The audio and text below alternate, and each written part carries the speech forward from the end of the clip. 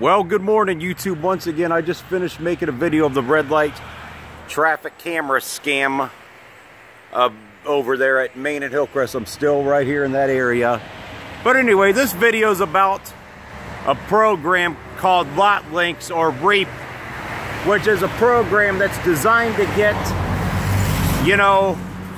that's designed to get blighted properties or empty lots into the hands of people that could fix them to ultimately, lessen the city's burden on the stuff. But ultimately, many people are complaining here in Dayton, as well as probably across the country where we have this type of blight, that the program is just simply not working anymore.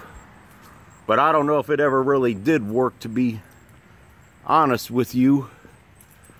But ultimately, when houses are being sold for $1 or $1,000 or whatever the hell they sell them for, you can tell this has been turned into a tire dumping ground. But I'm not surprised, given the area that this is in, because this is ultimately one of the most blighted neighborhoods in the city of Dayton. But the program's effectiveness, it's not working anymore.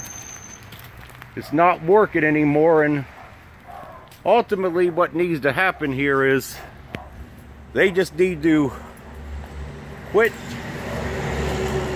the stupidity and just ultimately bury these houses and tear them down. Because if you get these houses for minimal investment and they require tons of work, no, I'm not going to go inside of this house, but if they require minimal, if you get them at a minimal price, they require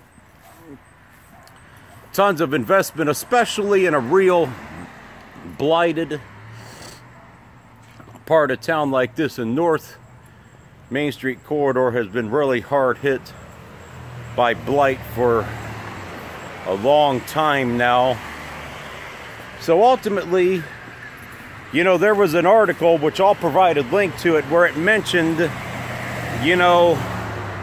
there's some properties just down the street from here off of North Main, as well as across the city, where people buy these houses through Lot Links or REAP in hopes of getting them fixed up. Then 3 or 4, 5, 6 years later, nothing is being done with them, and then the problem still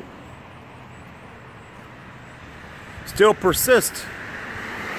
But ultimately, what needs to happen is these houses just need to be demolished, because stuff like this REAP program, which I'm not against people being able to buy a house and fix it up if they're able to, but they're being sold to people, who aren't able to make the investment. Then ultimately what ends up happening is that property becomes delinquent again, it becomes a nuisance, and it ultimately goes back into the city's hands, and it's just a vicious problem that's being repeated over and over again, which frankly needs to stop. Because we're to the point where we need to just cut bait with these houses and just demolish these houses like this. Save the ones that we're able to save, but some of these houses just simply need to be demolished. Like, some of these houses just have been vacant for so long, have been such an eyesore, and as long as we sell them for $1 or $100 or $1,000, they're just gonna continue to sit. Because even in a select few cases where this program has been successful, as far as somebody fixing up a vacant house or buying a empty lot, there's many cases where it's not been successful.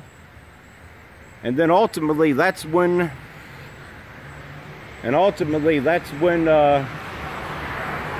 then that's when, you know, we just have to say no more putting these houses back on the market and just simply demolish them and ultimately get rid of the problem that way.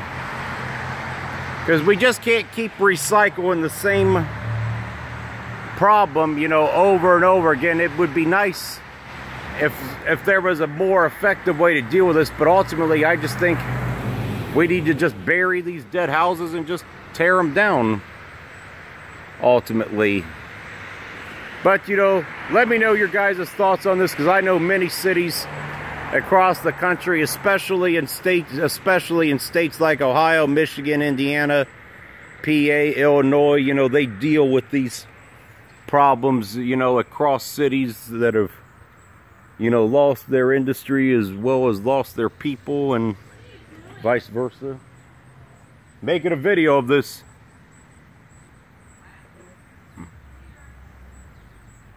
But ultimately, you know, what needs to happen is these houses just need to ultimately be demolished, because a lot of these houses, there's no effective way of saving them, because